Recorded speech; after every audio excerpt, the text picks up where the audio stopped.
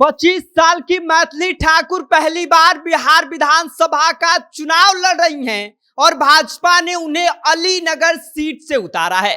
लेकिन संगीत से सियासत तक का रास्ता तय करना मैथिली ठाकुर के लिए इतना आसान नहीं है।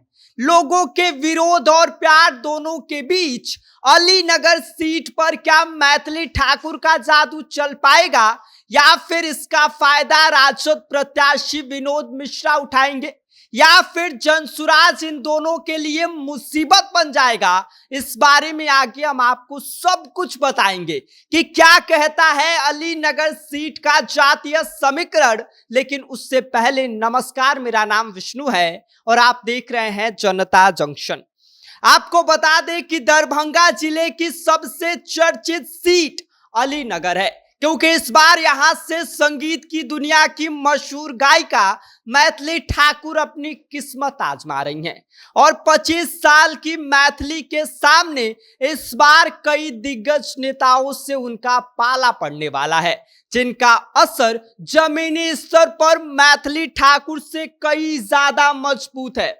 आपको बता दें कि अलीनगर सीट पर इस बार मैथिली ठाकुर का मुकाबला महागठबंधन प्रत्याशी विनोद मिश्रा और जनसुराज प्रत्याशी विप्लव कुमार चौधरी के साथ होना है। तो चलिए सबसे पहले हम बात करते हैं वहां के जातीय समीकरण की कि कौन बनेगा वोटों का बादशाह।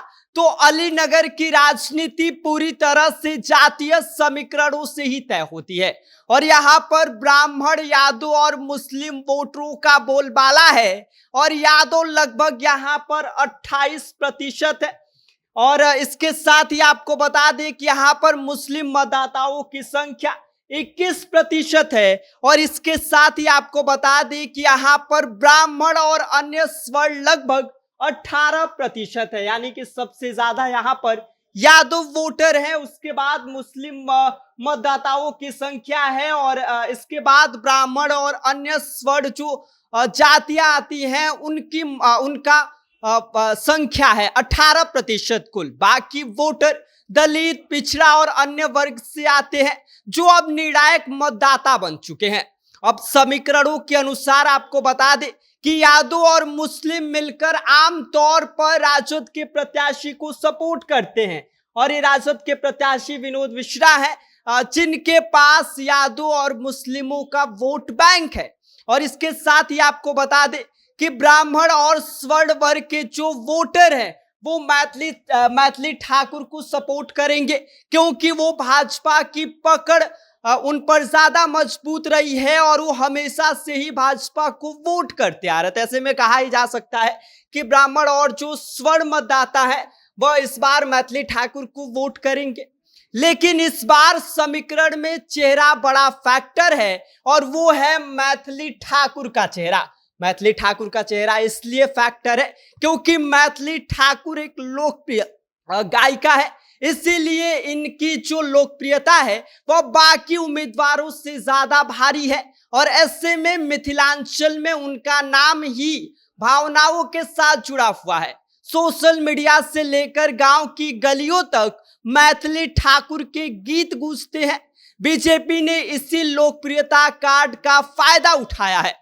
तो वहीं आपको बता दें कि इनके सामने आरजेडी उम्मीदवार विनोद मिश्रा हैं और विनोद मिश्रा पुराने खिलाड़ी हैं, जमीनी नेटवर्क रखते हैं और यादव मुस्लिम समीकरण के साथ साथ स्थानीय ब्राह्मणों पर भी इनकी मजबूत पकड़ है। और विनोद मिश्रा का फायदा यह है कि मैथिली को अलीनगर के कई लोग बाहरी मानते हैं। उनका कहना यह है कि भाई मैथिली ठाकुर दरभंगा सिर्फ इसलिए आई हैं और अलीनगर से चुनाव सिर्फ इसलिए लड़ रही हैं क्योंकि उनको विधायक बनना है। बाकी लोगों की उनको कोई परवाह नहीं है, वो बाहरी हैं, आएंगी और फिर चुनाव जीतने के बाद चली जाएंगी। हालांकि मैथिली ठाकुर ने इस पर भी कहा है कि वह वहीं पर घर बना रही हैं और क्षेत्र में ही रहेंगी, वह क्षेत्र छोड़कर नहीं जाएंगी।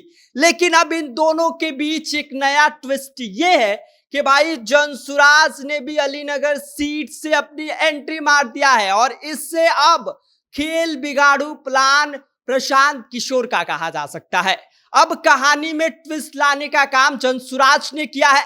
प्रशांत किशोर की टीम अलीनगर में चुपचाप अपना संगठन खड़ा कर चुकी है और जनसुराज न तो मैथिली ठाकुर के वोट में सेंध लगाना चाहती है और न ही राजद के कोर वोट बैंक में सेंध लगाने को लेकर तैयारी की है, बल्कि वो तो नाराज वोटरों पर ही निशाना साध रही है। यानी कि जो मतदाता पारंपरिक दलों से उब चुके हैं वह प्रशांत किशोर के उम्मीदवार की तरफ जा सकते हैं और अगर ऐसा हुआ तो मुकाबला त्रिकोणीय बन जाएगा और सबसे ज्यादा नुकसान इसकी वजह से भाजपा को झेलना पड़ सकता है। 2020 के अगर चुनावी समीकरण के बारे में बात किया जाए तो यहां से वीआईपी के प्रत्याशी मिश्री लाल यादव ने चुनाव जीता था, जो बाद में जाकर भाजपा में शामिल हो गए। लेकिन जब उन्हें यह लगा कि भाजपा उन्हें टिकट नहीं देगी तो उन्होंने भाजपा से बगावत कर लिया और भाजपा को छोड़ दिया और इसकी वजह से सीधा फायदा राजद प्रत्याशी को पहुंचेगा। और इसके साथ ही आपको बता दें कि मिथिलांचल में भावनात्मक जुड़ाव और युवा वोटरों की सहानुभूति जो है वो एक बड़ा फैक्टर है जो इस बार मैथिली ठाकुर के साथ नजर आ रहा है। और इसके साथ ही आपको बता दें कि अनुभव की कमी और बाहरी टैग मैथिली ठाकुर को शायद अलीनगर में भारी पड़ सकता है। तो दूसरी तरफ विनोद मिश्रा है जो अपने पुराने नेटवर्क और जातीय समीकरण पर भरोसा किए बैठे हैं और अगर जनसुराज का उम्मीदवार कुछ हजार भी वोट काट लेता है तो जीत हार का फासला बहुत कम रह जाएगा। अलीनगर में इस बार चुनाव नहीं भावनात्मक बनाम परंपरा की टक्कर हो गई है और अगर मैथिली ठाकुर का जादू वोटों में तब्दील हुआ तो बीजेपी को मिलेगा एक सुरमई चेहरा। लेकिन अगर विनोद मिश्रा के जो समीकरण है वो वाकई काम कर गए तो लालटेन फिर अलीनगर से जल उठेगी। और तीसरा बड़ा फैक्टर है जनसुराज, अगर वो वाकई वहां पर जो अंडरग्राउंड प्लानिंग उनका है अगर वो काम कर गया तो इन जो दोनों दिग्गज हैं इनके जो सपने हैं वो बिखर जाएंगे। यानी कि अलीनगर में इस बार फैसला सुरों से नहीं बल्कि समीकरणों के सुरताल से होने वाला है और यह समीकरण किसके साथ जाएंगे यह तो इलेक्शन के बाद पता चलिए न जाएगा। बाकी इस पूरी खबर पर आपका क्या कहना है, आप क्या सोचते हैं, आप हमें कमेंट कर सकते हैं। आप देख रहे हैं जनता जंक्शन, मेरा नाम विष्णु है।